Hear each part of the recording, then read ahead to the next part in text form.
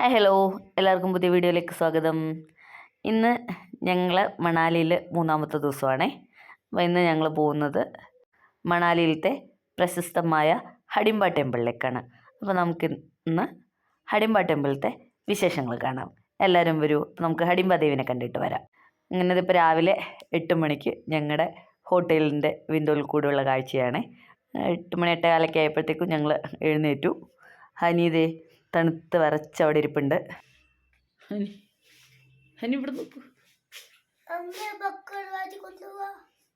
ഞങ്ങൾ രാവിലെ തന്നെ റെഡിയായി ബ്രേക്ക്ഫാസ്റ്റൊക്കെ കഴിച്ച് ഹഡിംബ ടെമ്പിളിലേക്ക് പോവുകയാണേ. ഞങ്ങൾ താമസിക്കുന്ന ഹോട്ടലിൽ നിന്ന് 4 കിലോമീറ്റർ മാത്രമാണ് ഹഡിംബ ടെമ്പിളിലേക്കുള്ള ദൂരം. അത് കാരണം ഞങ്ങൾ നടന്നു പോകാമെന്നാണ് തീരുമാനിച്ചിരിക്കുന്നത്. ഞങ്ങൾ ഹഡിംബ ടെമ്പിളിലേക്കുള്ള ഷോർട്ട് കട്ടൊക്കെ ഞങ്ങളുടെ ഹോട്ടൽ ഓണർ ഞങ്ങൾക്ക് പറഞ്ഞു തന്നിട്ടുണ്ടായിരുന്നു.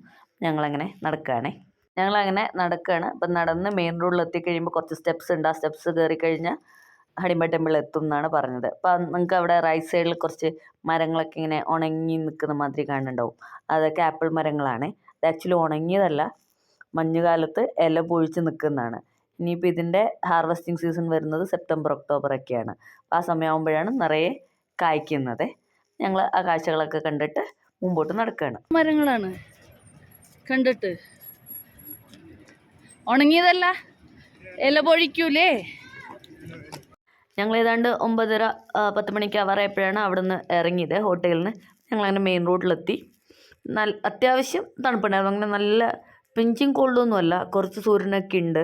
ഡിസംബർ ലാസ്റ്റ് ആണെങ്കിലും ഞങ്ങൾ പോയ സമയത്ത് വലിയ കുഴപ്പമില്ലാത്ത ക്ലൈമറ്റ് ആയിരുന്നു. അങ്ങനെ ഞങ്ങൾ മെയിൻ റോഡിലെത്തി. ഇനി ഇവിടെ നിന്ന് റൈറ്റ് സൈഡിൽ നിന്ന് ക്രോസ് ചെയ്ത് കഴിയുമ്പോൾ കുറച്ച് സ്റ്റെപ്സ് ഉണ്ട് മുകളിലേക്ക്. ആ സ്റ്റെപ്സ് കയറി ചെല്ലുമ്പോഴാണ് നമ്മൾ ഹഡിംബ ടെമ്പിളിലെത്തുക. വേ ടു ഹഡിംബ ടെമ്പിൾ അവിടെ. Way to Hadimba.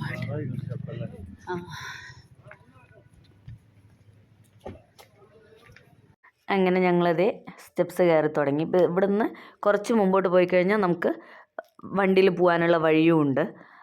നമ്മൾ പിന്നെ ഈ നടന്നു പോകാനുള്ള വഴി ഓപ്റ്റ് ചെയ്തതാണ്. അപ്പോൾ കുറച്ച് ദൂരം നടക്കാനുണ്ട്. ആക്ച്വലി കുറച്ചധികം സ്റ്റെപ്സ് ഉണ്ട്. നടന്നു തുടങ്ങിയപ്പോഴാണ് ഞങ്ങൾക്ക് മനസ്സിലായത്. എന്തായാലും ഞങ്ങൾ നടന്നു തുടങ്ങിയ സ്ഥിതിക്ക് കംപ്ലീറ്റ് ചെയ്യാമെന്ന് തന്നെ വിചാരിച്ചു. ഇവിടെ വഴിയിലൊക്കെ winter accessories, winter shawl, cap, socks ഒക്കെ വിൽക്കാൻ വെച്ചിട്ടുണ്ട് കേട്ടോ. അപ്പോൾ നമുക്ക് വേണമെന്നുണ്ടെങ്കിൽ അതൊക്കെ വാങ്ങിക്കാനുള്ള ഓപ്ഷനുണ്ട്. അത് സൈഡിലൊക്കെ ഹഡിംബ മാത എന്ന് ബോർഡൊക്കെ വെച്ചിട്ടുണ്ട്. കുറച്ച് സ്റ്റെപ്സ് കയറി കഴിയുമ്പോൾ പിന്നെ നമ്മൾ നടക്കുന്നത് മുഴുവൻ വലിയ പൈൻ ഫോറസ്റ്റിൻ്റെ നടുവ് കൂടിയാണ്. അപ്പോൾ രാവിലെ തന്നെ വരുന്ന സൂര്യരശ്മികളും ഒക്കെ ആയിട്ട് നല്ല ഭംഗിയാണ്. അപ്പോൾ നമുക്ക് നടത്തത്തിന് അത്രയും ബുദ്ധിമുട്ട് തോന്നില്ല. പക്ഷേ ഹനിയും വേദുവും ഇത്തിരി നടന്നപ്പോഴത്തേക്കും ക്ഷീണിച്ചു. പാവം അവർ രണ്ടുപേരും കുറച്ച് നേരം ഇരുന്ന് റെസ്റ്റ് എടുത്ത് വെള്ളമൊക്കെ കുടിച്ചിട്ടാണ് പിന്നെ നടന്നത്. ഈ പൈൻ ഫോറസ്റ്റിൻ്റെ രാവിലെ തന്നെയുള്ള സൂര്യരശ്മികൾ വന്ന് അതിൻ്റെ ഇടയിൽ കൂടെ പതിക്കുമ്പോൾ ഒക്കെ ഉള്ള ഭംഗി വളരെ നല്ലതാണ് കേട്ടോ. അതൊരു നല്ല എക്സ്പീരിയൻസ് ആയിരുന്നു. ഇതേ വെള്ളമൊക്കെ കുടിച്ച് ഉഷാറായി രണ്ടുപേരും നല്ല സ്പീഡിൽ പിന്നെയും കയറുന്നുണ്ട്. ഇത് കണ്ടോ, നമ്മൾ നടക്കുന്ന വഴിയിൽ ഇങ്ങനെ ഇടയിൽ ഇരുന്ന് റെസ്റ്റ് ചെയ്യാനുള്ള പ്രൊവിഷൻസൊക്കെ അവരന്ന് തന്നിട്ടുണ്ട്. അപ്പോൾ ഇത് ഈ കാണുന്നത് ഹിമാചലിൻ്റെ ട്രഡീഷണൽ അറ്റയർ ധരിച്ച് നമുക്ക് ഫോട്ടോ എടുക്കാൻ വേണ്ടിയിട്ട് അവിടെ വെച്ചേക്കുന്നതാണ്. അപ്പോൾ പൈസ കൊടുത്ത് നമുക്ക് ആ ഡ്രസ്സ് ഇട്ടിട്ട് ഫോട്ടോ എടുക്കാം. അപ്പം അങ്ങനെ ഞങ്ങൾ നടന്ന് കുറേ ദൂരം കഴിഞ്ഞപ്പോഴത്തേക്കും വഴിയിലൊരു യാക്ക് നിൽപ്പുണ്ട്. അപ്പോൾ അദ്ദേഹം പറഞ്ഞു ഈ യാക്കിൻ്റെ മുകളിൽ കയറുകയാണെങ്കിൽ ഹഡിംബ ടെമ്പിൾ വരെ കൊണ്ടാക്കുക. അപ്പോൾ ഞങ്ങൾ ചോദിച്ചു കുറേ ദൂരം ഉണ്ടോ എന്ന് ചോദിച്ചപ്പോൾ അദ്ദേഹം കുറേ ദൂരമുണ്ട്, കയറിക്കോളാൻ പറഞ്ഞു. ഒരാൾക്ക് 100 രൂപയാണ് പറഞ്ഞ്. അങ്ങനെ ഞങ്ങൾ വേദുവിനെ ഹനീനെയും യാക്കിൻ്റെ പുറത്ത് കയറ്റി.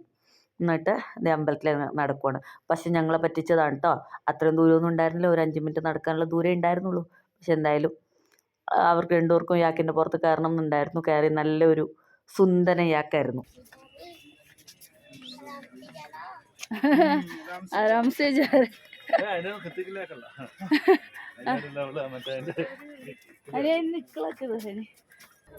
നല്ല സുന്ദര യാക്കാണേ.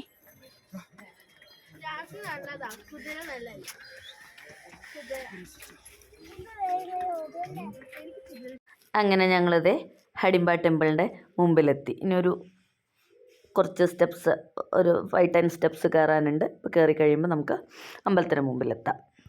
മഹാഭാരതത്തിൽ കുന്തിദേവിയുടെ 5 മക്കളിൽ ഒരാളായ ഭീമൻ്റെ ഭാര്യയായ ഹിഡുംബിക്ക് വേണ്ടി ഡെഡിക്കേറ്റ് ചെയ്തിട്ടുള്ള ഒരു കേവ് ടെമ്പിളാണ് ആക്ച്വലി ഹഡിംബ ദേവി ടെമ്പിൾ.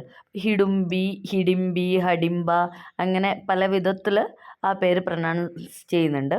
എന്തായാലും ഹിമാചലുകാർക്ക് അത് ഹഡിംബ ദേവിയാണ്.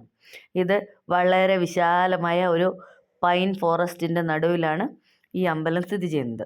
ഈ പൈൻ ഫോറസ്റ്റിൻ്റെ പേരാണ്, അതായത് ഹഡിംബ ടെമ്പിൾ സ്ഥിതി ചെയ്യുന്ന പൈൻ ഫോറസ്റ്റിൻ്റെ പേരാണ് ദുംഗ്രി വൻ വിഹാർ എന്നുള്ളത്. ഈ അമ്പലത്തിൻ്റെ കൺസ്ട്രക്ഷൻ തന്നെ ഒരു ഡിഫറെൻറ്റ് കൺസ്ട്രക്ഷനാണ്. നമ്മൾ നോർമലി നമ്മുടെ നാട്ടിൽ കേരളത്തിലൊന്നും കാണാൻ സാധിക്കാത്ത തരത്തിലുള്ള ഒരു കൺസ്ട്രക്ഷനാണ്. വെറും മരവും കല്ലും മാത്രം ചേർത്ത് ഉണ്ടാക്കിയിട്ടുള്ള ഒരു കൺസ്ട്രക്ഷനാണ്. ഇതിപ്പോൾ നമ്മൾ അമ്പലത്തിൻ്റെ മുൻവശത്തൂടി പുറകുവശത്തേക്ക് നടക്കുകയാണ്. അപ്പോൾ അമ്പലത്തിൻ്റെ അകത്ത് കയറാൻ വേണ്ടിയിട്ട് ക്യൂ ഉണ്ട്. അപ്പോൾ ക്യൂവിൽ നിൽക്കാൻ വേണ്ടിയിട്ടാണ് ഞങ്ങൾ പോകുന്നത്. അത്യാവശ്യം കുറച്ച് തിരക്കുണ്ടായിരുന്നു. അങ്ങനെ വലിയ റഷായിരുന്നു പറയാൻ പറ്റില്ല, പക്ഷെ എന്നാലും അത്യാവശ്യത്തിന് തിരക്കുണ്ടായിരുന്നു. പക്ഷേ ക്യൂ ഒക്കെ ഇത്തിരി ഫാസ്റ്റ് മൂവിങ് ആയിരുന്നേ. അങ്ങനെ ഞങ്ങൾ ക്യൂ നിന്ന് അമ്പലത്തിൻ്റെ അകത്ത് കയറിയിട്ടുണ്ട്. ഏറ്റവും അകത്തല്ല, ആ ടെമ്പിൾ കോംപ്ലക്സിൻ്റെ അകത്ത് കയറിയിട്ടുണ്ട്. നിങ്ങൾക്ക് ശ്രദ്ധിച്ചാൽ മനസ്സിലാവും, ചുമരിലൊക്കെ പല മൃഗങ്ങളുടെ കൊമ്പുകളൊക്കെ വെച്ചിട്ടുണ്ട്. ഈ അമ്പലത്തിലെ പ്രധാന പ്രസാദം എന്ന് പറയുന്നത് തന്നെ മട്ടൻ കറിയാണ്. അതും ഇവിടുത്തെ ഒരു പ്രത്യേകതയാണ്. ഇപ്പം നമ്മുടെ നാട്ടിലെ അമ്പലങ്ങളിലൊക്കെ അന്നദാനം നടത്തുന്ന പോലെ ചില പ്രത്യേക വിശേഷാവസരങ്ങളിൽ ഇവിടെയും അന്നദാനമൊക്കെ ഉണ്ട്. പക്ഷേ അത് ചോറും മട്ടൻ കറിയുമാണ് ഇവിടുത്തെ അന്നദാനത്തിലെ വിഭവം എന്ന് പറയുന്നത്. പാണ്ഡവരുടെ വനവാസ കാലത്ത് ഭീമൻ ഹഡിംബ ദേവിയുടെ ബ്രദറായ ഹിഡുംബനെ പരാജയപ്പെടുത്തുകയും അങ്ങനെ ഭീമൻ്റെ ശക്തിയിൽ ആകൃഷ്ടയായ ഹഡിംബ ദേവി ഭീമനെ വിവാഹം ചെയ്യുകയുമാണ് ഉണ്ടായതെന്നാണ് കഥ പറയുന്നത്. ഇവിടെ ഒരു വലിയ പാറയിൽ ഹഡിംബ ധ്യാനം ഇരുന്നുണ്ടായിരുന്നു. ആ പാറേൻ്റെ മുകളിലാണ് ഇപ്പോൾ ഇരിക്കുന്ന അമ്പലം കൺസ്ട്രക്ട് ചെയ്തിരിക്കുന്നത്. ഇവിടെ പ്രധാന ആരാധനാ സ്ഥലത്തേക്ക് വീഡിയോഗ്രാഫി അനുവദനീയമല്ല. അപ്പം ഞങ്ങളങ്ങനെ തൊഴുത് പുറത്തിറങ്ങി. ഹനി അവിടുന്ന് പ്രസാദം കഴിക്കണം. നമുക്ക് നല്ല മധുരമുള്ള സ്വീറ്റായിട്ട് നല്ല ടേസ്റ്റ് ആയിട്ടുള്ള ഒരു പ്രസാദം കിട്ടും അവിടുന്ന്. അപ്പം ഞങ്ങളെല്ലാവരും അത് കഴിക്കുകയാണ്. ഇത് കണ്ടോ അമ്പലത്തിൻ്റെ കൺസ്ട്രക്ഷൻ. വെറും കല്ലും മരവും മാത്രം വെച്ച് സിമെൻ്റ് ഒന്നും ചേർക്കാണ്ട് എങ്ങനെയാണ് അത് കൺസ്ട്രക്ട് ചെയ്തിരിക്കുന്നത്. അപ്പം ഞങ്ങൾ പുറത്തിറങ്ങി. നേരത്തെ നമ്മൾ വരുന്ന വഴിയിൽ കണ്ടില്ലേ ഹിമാചലിൻ്റെ ട്രഡീഷണൽ ഡ്രസ്സ് അവിടെ ഇട്ടിട്ട് ഫോട്ടോ എടുക്കാനുള്ള പ്രൊവിഷൻ ഉണ്ടെന്ന്. അത് ഈ ഹഡിംബ ദേവി ടെമ്പിളിൻ്റെ മുമ്പിലും അങ്ങനെ കുറേ ആൾക്കാരുണ്ട്. അപ്പം ഞങ്ങളങ്ങനെ ഒരിടത്ത് പോയിട്ട് ഞങ്ങളെല്ലാവരും ഈ ഹിമാചലിൻ്റെ ട്രഡീഷണൽ ഡ്രസ്സ് വെയർ ചെയ്ത് ഫോട്ടോസൊക്കെ എടുത്തു കേട്ടോ. അപ്പം അതിൻ്റെ കാഴ്ചകളാണ് ഇപ്പോൾ നിങ്ങൾ കണ്ടുകൊണ്ടിരിക്കുന്നത്.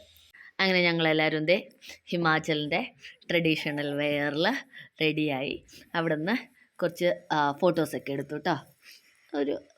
ചുമ്മാ ഒരു എക്സ്പീരിയൻസ് ആയിരുന്നു, ഒരു രസം. നമ്മൾ അവിടെ ചെന്നു എന്നുള്ളതിൻ്റെ ഒരു ഓർമ്മ. പിന്നെ അവിടെയാണെങ്കിൽ ഇത് നല്ല മഞ്ഞ് പോലിരിക്കണ ആട്ടിൻകുട്ടിയും മുയലും ഒക്കെ ഉണ്ട്. അപ്പോൾ അതിനൊക്കെ ആയിട്ട് അവിടെ ആൾക്കാരുണ്ട്. അതിനൊക്കെ കൈ പിടിച്ചിട്ട് നമുക്ക് ഫോട്ടോസ് എടുക്കാനുള്ള ഓപ്ഷൻ ഉണ്ട്. അപ്പോൾ അങ്ങനെ ഫോട്ടോ എടുക്കാൻ 50 രൂപ. ഈ ട്രഡീഷണൽ ഡ്രസ്സിൽ റെഡി ആവുന്നതിന് വേണ്ടിയിട്ട് 100 രൂപ അങ്ങനെയൊക്കെയാണ് ചാർജ്. അപ്പോൾ ഇതൊക്കെ കഴിഞ്ഞിട്ട് ഞങ്ങൾ അവിടെ നിന്ന് നേരെ മുമ്പോട്ട് ചെല്ലുമ്പോൾ ഒരു ഘടോൽക്കജൻ്റെ അമ്പലമുണ്ട്. അപ്പോൾ നിങ്ങൾക്ക് അറിയുന്ന പോലെ തന്നെ ഹഡിംബ ദേവിയുടെയും ഭീമൻ്റെയും മകനാണ് ഘടോൽക്കജൻ. പാണ്ഡവരും കൗരവരുമായിട്ടുള്ള മഹാഭാരത യുദ്ധത്തിൽ പാണ്ഡവ സേനയ്ക്ക് വേണ്ടിയിട്ട് വളരെയധികം റിമാർക്കബിളായ റോള് ചെയ്ത ഒരാളാണ് ഘടോൽക്കജൻ. അപ്പോൾ നമ്മളിവിടുന്ന് കുറച്ച് ദൂരം നടന്ന് മുമ്പോട്ട് പോകുമ്പോൾ ഘടോൽക്കജൻ്റെ അമ്പലമുണ്ട്. ഞങ്ങളിപ്പോൾ ഘടോൽക്കജൻ്റെ അമ്പലത്തിലേക്കാണ് പോകുന്നത്. അങ്ങനെ ഞങ്ങളിതേ ഘടോൽക്കജൻ്റെ അമ്പലത്തിലെത്തി. അമ്പലം എന്ന് പറയാൻ അങ്ങനെ ഹഡിംബ ദേവി ടെമ്പിൾ മാതിരി വലിയ കൺസ്ട്രക്ഷനൊന്നുമില്ല. ഒരു മരത്തിൻ്റെ അവിടെ നമ്മുടെ ആൽത്തറയൊക്കെ മാതിരി ഒരു മരത്തിൻ്റെ അവിടെ ചുറ്റും ഒരു തറ കെട്ടിയിട്ട് അവിടെ ഒരു ശൂലവും അങ്ങനെയൊക്കെ ആയിട്ടുള്ള ഒരു പൂജാ സ്ഥലമാണ് ഘടോൽക്കജൻ്റെ അമ്പലമായിട്ട് ഇവർ കരുതിയിരിക്കുന്നത്. നോർത്ത് ഇന്ത്യയിലെ എല്ലാ അമ്പലങ്ങളും കാണുന്ന മാതിരി തന്നെ റെഡ് കളറിലുള്ള ചുന്നിയും മണിയും ഒക്കെ കെട്ടിയിട്ട് അവിടെ ഘടോൽക്കജനെ ആരാധിക്കുന്നുണ്ട്. ഇതിപ്പോൾ ഇവിടെ എഴുതി വച്ചിരിക്കുന്നത് ഈ ഘടോൽക്കജൻ്റെ അമ്പലത്തിൻ്റെ ഹിസ്റ്ററിയാണ്. അത് ഹിന്ദിയിലും ഇംഗ്ലീഷിലും ഒക്കെ ആയിട്ട് എഴുതി വെച്ചിട്ടുണ്ട്. പിന്നെ കുറച്ച് സമയം നടന്നപ്പോഴത്തേക്കും ഹനി ഇത്തിരി ക്ഷീണിച്ച് കുറച്ച് നേരം അവിടെ റെസ്റ്റ് ചെയ്തു. അത് കഴിഞ്ഞിട്ട് ഞങ്ങളതേ തിരിച്ചു പോവാണ് ഘടോൽക്കജൻ്റെ അമ്പലത്തിൽ നിന്ന്. അപ്പോൾ ഞങ്ങൾ വന്ന വഴി തന്നെ തിരിച്ച് ഇറങ്ങി നടന്ന് പോകാൻ വേണ്ടിയിട്ടാണ്. അപ്പോൾ അവിടെ അമ്പലത്തിന് മുമ്പിൽ ഇതേപോലെ ബെഞ്ചൊക്കെ ഉണ്ട് ഇരിക്കാൻ വേണ്ടിയിട്ട് ആൾക്കാർക്ക്. നമുക്കവിടെ ഇരുന്ന് റിലാക്സ് ചെയ്ത് റെസ്റ്റ് എടുത്ത് ആ പൈൻ ഫോറസ്റ്റിൻ്റെ ഭംഗിയൊക്കെ ആസ്വദിച്ച് വരാനുള്ള സൗകര്യങ്ങളൊക്കെ ഉണ്ട് കേട്ടോ. ഞങ്ങളങ്ങനെ തിരിച്ചു പോവാണ്. പക്ഷേ തിരിച്ചു പോയപ്പോൾ ഞങ്ങൾക്കൊരു അബദ്ധം പറ്റി. വന്ന വഴി ഞങ്ങൾ മറന്നുപോയി. ദേ ഇവിടെ വരെയൊക്കെ ഞങ്ങൾ കൃത്യമായിട്ട് വന്നു. ഇപ്പം നേരത്തെ ഹനിയും വേദും കൂടി യാക്കിൻ്റെ പുറത്ത് കയറി വന്നില്ലേ, അപ്പോൾ ഇവിടെയാണ് ഇറങ്ങിയത്. ദേ വേറൊരു യാക്ക് അവിടെ നിൽപ്പുണ്ട്, നല്ല ഭംഗിയുള്ള വാലൊക്കെ ആയിട്ട്. അവിടെ വരെയൊക്കെ ഞങ്ങൾ കൃത്യമായിട്ട് വന്നു. പക്ഷേ ഈ മെയിൻ പാത്ത് വേ കഴിഞ്ഞിട്ട് പിന്നെ എങ്ങോട്ടാണ് പോകേണ്ടതെന്നുള്ള കാര്യത്തിൽ ഞങ്ങൾക്ക് കൺഫ്യൂഷനായി. ഞങ്ങൾ വന്ന സ്റ്റെപ്സ് ഒന്നും ഞങ്ങൾക്ക് കിട്ടിയില്ല. പിന്നെ ഞങ്ങൾ ഏതൊക്കെയോ വഴി കൂടെ സൈഡിൽ കൂടെ ഒക്കെ ഇറങ്ങി. അവിടെ ആൾക്കാരുടെ അടുത്ത് ചോദിച്ചപ്പം അവർക്കൊന്നും ഒരു ഐഡിയ ഉണ്ടായിരുന്നില്ല ഞങ്ങളുടെ ഹോട്ടലിലേക്ക് പോകാനുള്ള വഴി ഏതാണെന്നുള്ളത്.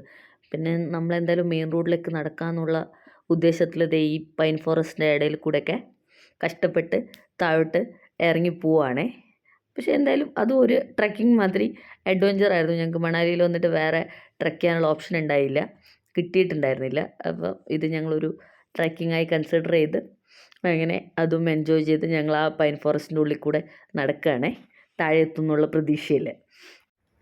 ഇതെന്താ കരയണേ? ഏത് പക്ഷിയാണ്? കാക്കയല്ല മയിലുമല്ല. അങ്ങനെ ഞങ്ങളിതേ ഭാഗ്യത്തിന് നടന്ന് മെയിൻ റോഡിലെത്തി. പക്ഷേ ആക്ച്വലി ഞങ്ങൾ മുകളിലോട്ട് കയറിപ്പോയ ഒരു സ്റ്റെപ്പ് പോലും ഞങ്ങൾ തിരിച്ചു വന്നപ്പോൾ കണ്ടില്ല കേട്ടോ. പക്ഷേ മുകളിൽ കയറിയതിനേക്കാളും കുറച്ച് സമയം കുറവേ എടുത്തുള്ളൂ താഴെ എത്താൻ വേണ്ടിയിട്ട്. അങ്ങനെ ഞങ്ങൾ തിരിച്ച് ഞങ്ങളുടെ ഹോട്ടലിലേക്ക് നടക്കുവാണേ. ഞങ്ങളുടെ ഹോട്ടൽ റൂമിലെത്താറായി. അപ്പോൾ moral of the story is, നിങ്ങൾ എവിടെയെങ്കിലും പോകുമ്പോൾ വഴിയൊക്കെ ഓർത്ത് വെച്ച് ലാൻഡ്മാർക്കൊക്കെ ഏതെങ്കിലുമൊക്കെ കണ്ടു വെച്ചിട്ട് വേണം പോകാൻ വേണ്ടിയിട്ട്, പരിചയമില്ലാത്ത സ്ഥലത്ത് ചെല്ലുമ്പോൾ. അല്ലെങ്കിൽ ഞങ്ങളെപ്പോലെ ഇങ്ങനെ അബദ്ധം പറ്റിയേക്കാം. അങ്ങനെ ഞങ്ങൾ ഒരു 2 മണി ഒക്കെ ആയപ്പോഴത്തേക്കും തിരിച്ച് ഞങ്ങളുടെ ഹോട്ടൽ റൂമിലെത്തി. അപ്പോൾ ഞങ്ങൾ ചെല്ലുമ്പോഴത്തേക്കും അവർ ഞങ്ങൾക്ക് വേണ്ടിയിട്ടുള്ള ലഞ്ചൊക്കെ റെഡിയാക്കി വെച്ചിട്ടുണ്ടായിരുന്നു. നല്ല നാട്ടിലത്തെ പോലത്തെ ചോറും ക്യാബേജ് തോരനും മീൻ വറുത്തതും പരിപ്പ് കറിയും അച്ചാറും ചിക്കൻ ഫ്രൈയും പപ്പടവും ഒക്കെ ആയിരുന്നു ഞങ്ങളുടെ ലഞ്ച്. ഇനി ഭക്ഷണമൊക്കെ കഴിച്ച് കുറച്ച് നേരം റെസ്റ്റ് എടുത്ത ശേഷം വൈകിട്ട് ഇതിൻ്റെ തൊട്ടടുത്ത് തന്നെയുള്ള വൻവിഹാറിൽ പോകാൻ വേണ്ടിയിട്ടാണ് ഞങ്ങളുടെ പ്ലാൻ. ആ ലെഗ് പീസ് തരും കുഞ്ഞി, എടുത്തോ.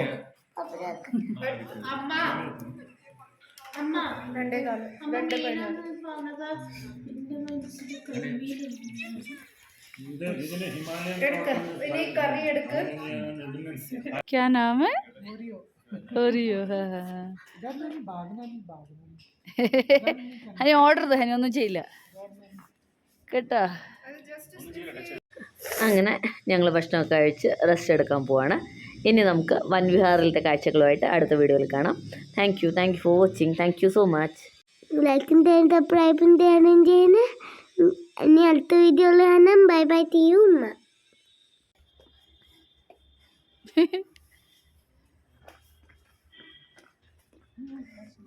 പേടിക്കരുത്, നല്ല ടച്ച് അതുപോലെ. കിണ്ടാങ്കിള് ചെയ്യണ മാതിരി. ഹലോ,